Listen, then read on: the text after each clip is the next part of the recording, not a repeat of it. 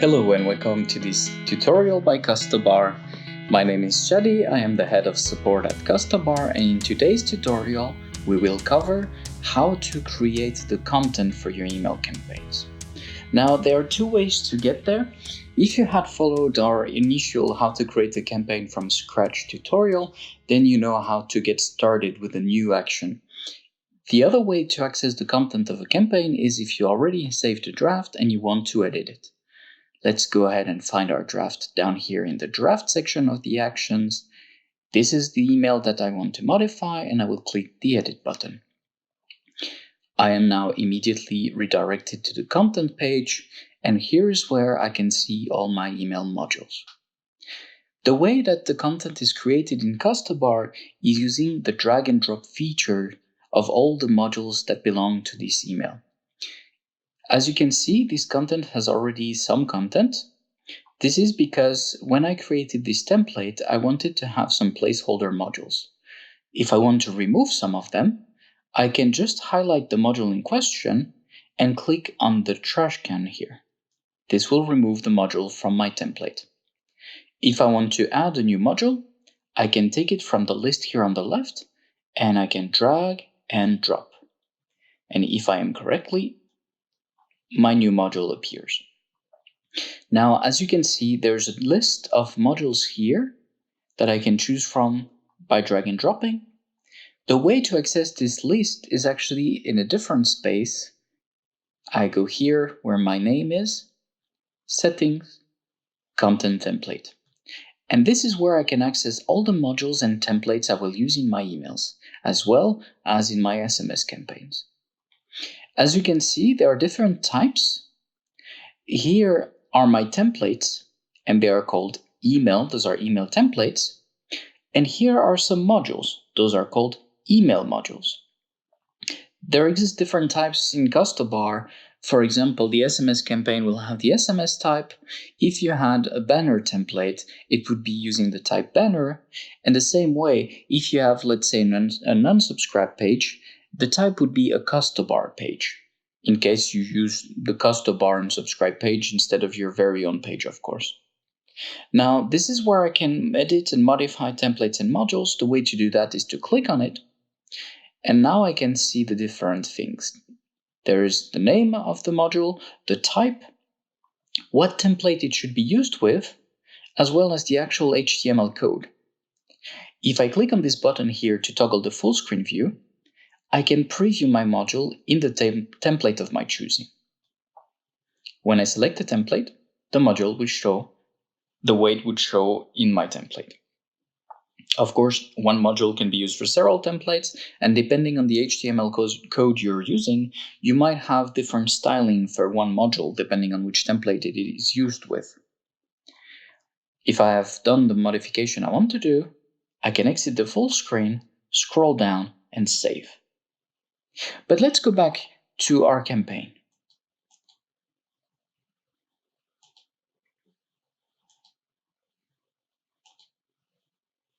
There we go. As you can see, I left without saving, so I can either continue editing or start from a previously saved version. I will just click on the side to exit this view. Now, the way that these modules work is by providing themselves some placeholders. For example, my product modules use this placeholder text, a placeholder image, as well as some placeholder price. If I wanted to populate that, there are two ways to do. The number one way is to go to this bicycle icon, which is my product page. If I click here, I can start to browse any of my products. If I take a product and drag it in my product module, you can see that the title is automatically changed, the image is fetched, as well as the price of my book. The description here is not populated because most likely this book does not have a description existing. In this case, what I can do is manually delete this. The way to do that is simply click on the text and delete it. Let's do that again. There we go. Now, of course, If it was so that all my products are missing the description, I could simply edit my product module so that it would not include this placeholder. But some of my products do have the description, so in that case it's much simpler to just drag and drop the modules. Now, if I want to edit the content of the module as a whole, I can go ahead and click on it. This opens this new thumbnail. This allows me to directly manually edit the content, for example, the product prices. You can see that now I have one section where I can type the price for each of the 3 products. Let's change that here and put 24. As you can see, it is a what you see is what you get module type. Modifying the content directly here will edit the content of the email. If I wanted to, I could also change the background color of my module. I can click here and either select the color or type my hexadecimal code if I know it. For example, let's try this. This gives me a gray background. Now, I can also use this module visibility feature. Let's say that those products are exclusive and will be released in small quantities.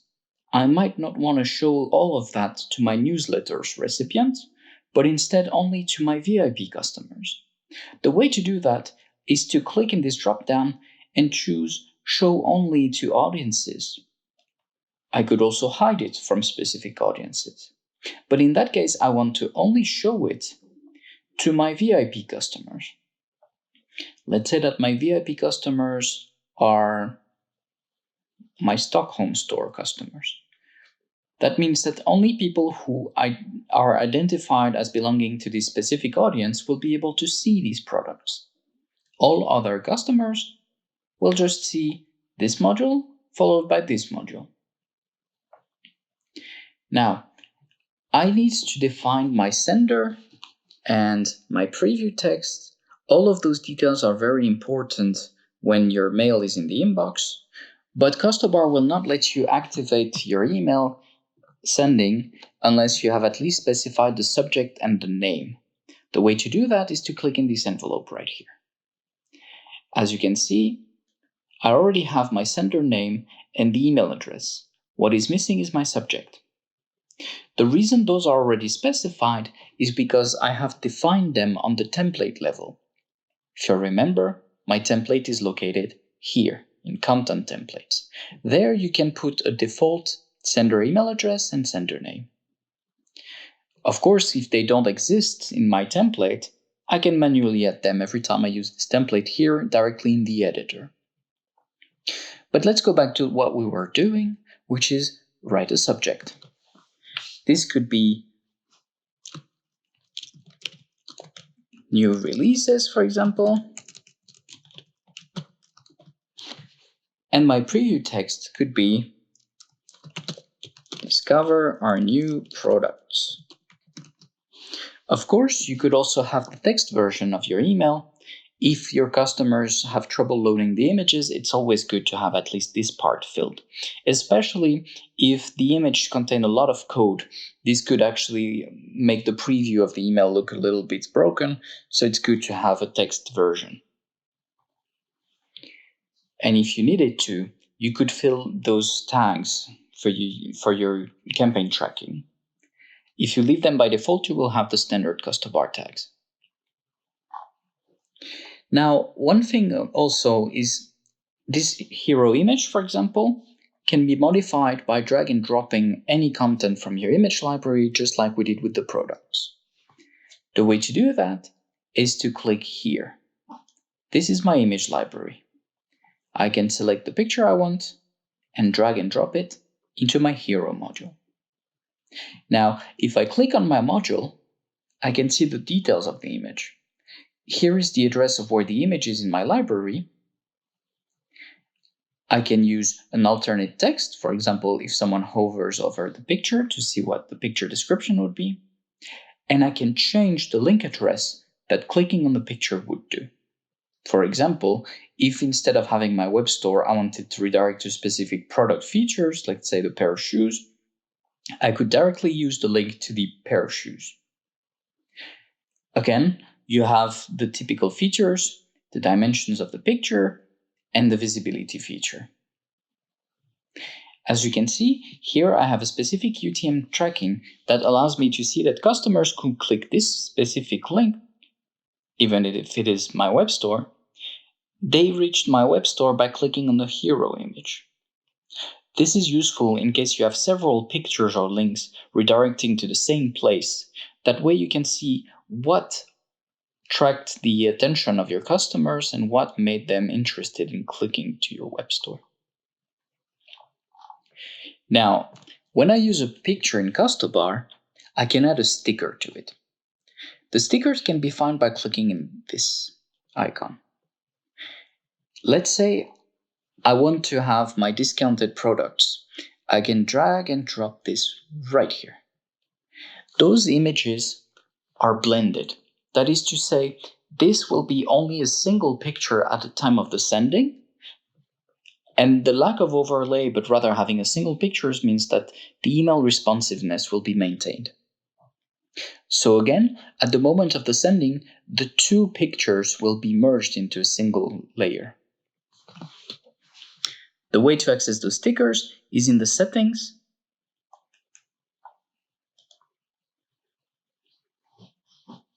product stickers here, and this is where I can add stickers, choose their size, and in what corner of the picture they will be. If I don't want anyone to use this sticker in the future, I can remove it from the email editor by ticking this box. Now, let's say that my content is suitable.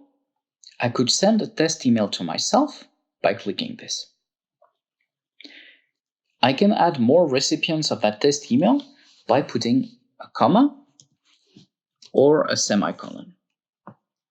And what I need to do is just type the email address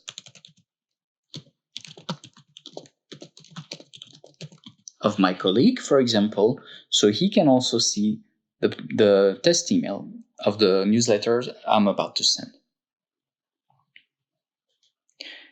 Now, one thing to keep in mind is if you use any type of placeholders, such as coupon codes, the test email will not replace them with actual code. This is to avoid consuming real codes from your content, from your list, excuse me. So every time you send a test mail, you will just see the placeholder for the code. If you have not seen the previous tutorial, the way this works is line code, line.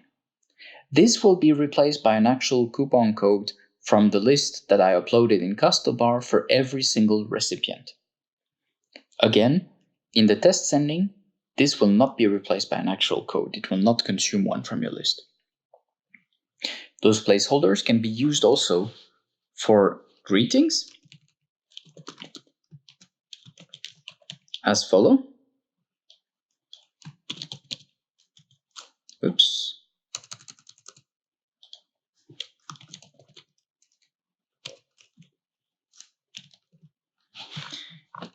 This greeting will replace for each customer this first name value by the actual first name of the customer if it exists. If we don't have that information in the customer profile, this space will be left blank so that the hello text will be centered like this. This can be used for any field existing in Custobar, so you could replace that with any attributes that you know exist and is relevant. Last name, city, birth date, any of those fields, if you have them in Custobar, can be added to the content by using this placeholder feature. And keep in mind that if it does not exist, this will be deleted, so no one should be able to see this placeholder. In testing, some of the placeholder might remain just like the code one. Now, let's say that this suits me fine. I can go ahead and save and exit. This will redirect me to this content and activation page. This allows me to see, of course, the number of recipients as well as the activation details. But this is covered in our campaign tutorial, and what I would like to show you rather is the preview. If I scroll down here, I can see how my email will look like. I can see the sender name, the subject, the text introduction, as well as the preview for the different customer audiences I have created. Now, if you remember, there used to be a module here that should be only visible to specific customers. So now, when I am in the All view, this module is hidden. If I go back to my Stockholm store customers, the preview is different. I can see the module I was working on. So this allows you to double check that every single audience will see only the modules they're supposed to see, and the modules you don't want them to see will be hidden. If everything works for me, I can go ahead and activate my campaign and then track the results once it is activated. If I want to edit the content or the audience, I can do it here or up here in the corner. Again, my draft is visible right here, and I can edit it. That is all for this tutorial. I hope you found it informative. If you have any questions, of course, feel free to contact us at support@custobar.com. And as always, it is a pleasure to do these tutorials for you.